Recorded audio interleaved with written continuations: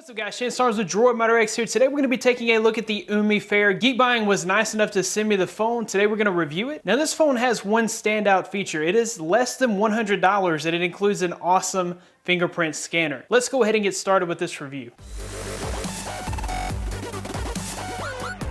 So I'll show you guys what all is included in the box here. So you would normally have your phone sitting there like that. You got your micro USB cable for charging. So it has this European charge breaks, 5 volts, 1 amp output. And they were nice enough to send me a little adapter since I'm in the US. Real quickly, we'll talk about the design of the phone. On the front, you have this glass front. The back is a plastic back, but it's surrounded by this very premium feeling metal edge. So the entire edge of the phone is metal.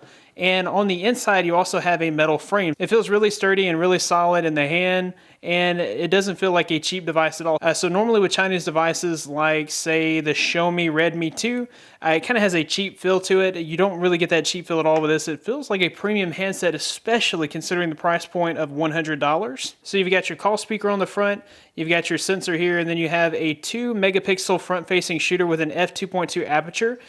So it's a decent front-facing camera, not a great front-facing camera by any means, a decent front-facing camera. Okay, on the back you have a Sony-built 13 megapixel camera with flashlight and autofocus. The camera is actually pretty decent, and we'll take a look at that later. The selling point of the device, the reason that I might consider it, is the fingerprint scanner. So for $100, you can actually have a fingerprint sensor on your smartphone. So phones like iPhone 6s have Touch ID. The new Nexus 6P by Huawei has a really fast fingerprint scanner, but this fingerprint scanner rivals that of the iPhone 6s, which for less than $100, for $100, that is amazing. So if we look at the left side of the device, we don't have anything there. If we look at the top of the device, you've got a 3.5 millimeter headphone jack. You've got some antenna bands there. On the right side of the device, we have a volume rocker and a perfectly placed power button. On the bottom of the phone, you do have a microphone and you do have that USB charge port. Okay, so real quickly, I'll take off the back cover. Okay, this reveals our metal frame on the inside. We've got a 2000 milliamp hour battery. Okay, so I see a spot for 2 SIM cards here, and then there's also a spot for a micro SD card slot, which is pretty awesome. All right, so we'll go ahead and put this back together and boot it up. The display here on the front is a 720p IPS OGS display, 5 inches. And it's not the best display ever, but for $100, you really can't beat it. It actually looks pretty good. The only thing that it's lacking here is really good viewing angles. So if you look at it dead on, yes, you're going to see some pixels because it's a 720p display on 5 inches. Whatever glass is covering up this display does seem to be a fingerprint magnet, but it does lend that premium feel. You guys can kind of see that the viewing angles suffer slightly. I mean, you can see you almost lose the screen when you view it at an angle.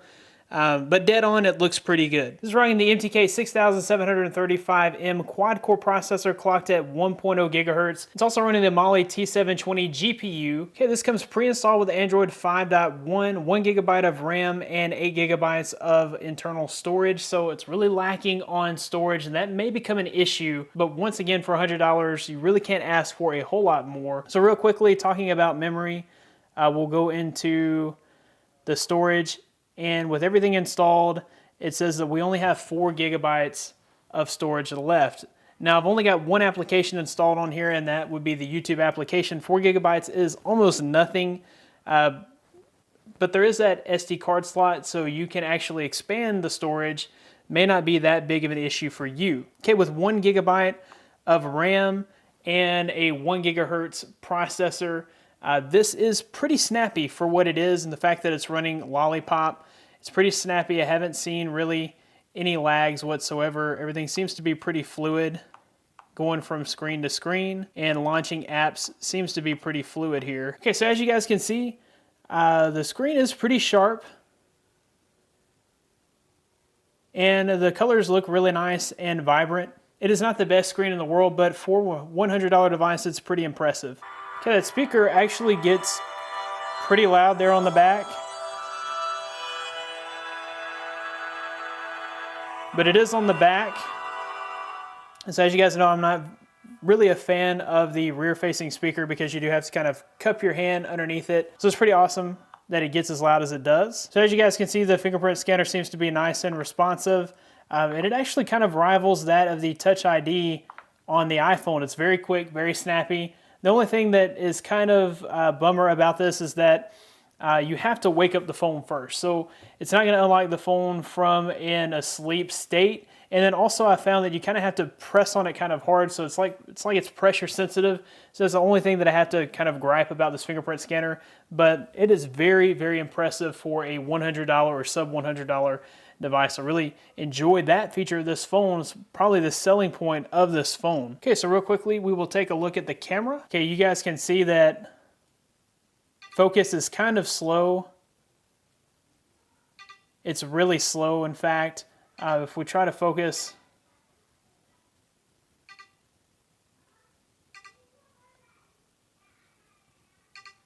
yeah, you guys can see focus is kind of slow. We'll take a couple of shots here. And the shutter kind of lags just a little bit. Do have a front-facing camera. You guys can see that it's kind of poor quality. This would be just for emergencies here.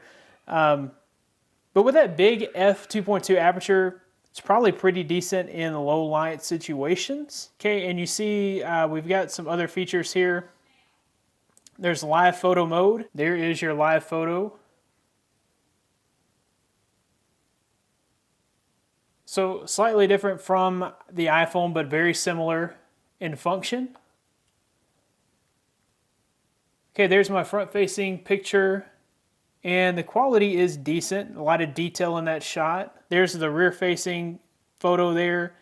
Detail looks pretty good. The colors are probably warmer, and it is a little washed out here as well. So not the highest quality of picture, but what do you expect from a $100 phone? It is a Sony built camera, so it really will get you by. I mean, you're going to be able to take decent enough shots on this camera. Okay, real quickly, we will look at the software. This is running Android 5.1, so we'll go into About Phone. Go into the Android version. You guys can see that we are running Lollipop. All right, so other than that, there's really not a whole lot of bloatware at all. This phone does come pre-rooted, which I thought was neat. So there is your Super SU. You've got Super Cleaner, and that's just kind of their bloatware. Other than that, I don't see any other bloatware. We've got the camera. Other than that, you just have mostly just normal stock apps. We've got Signage and Mods File Manager, which is pretty cool. And you've got a voice recorder here. And we've got FM radio, which is really nice. It's always nice to have an FM tuner in your phone. This phone really has plenty of features for $100. Anyways, guys, that about wraps it up for the UMI Fair review. I hope you've enjoyed this video. If you have, be sure to give it a big thumbs up. Subscribe to this channel for more content like this in the future. You can find more of me at droidmoderx.com, news.highandroid.com. Thanks, guys, for watching. Be blessed. I'll see you in the next one.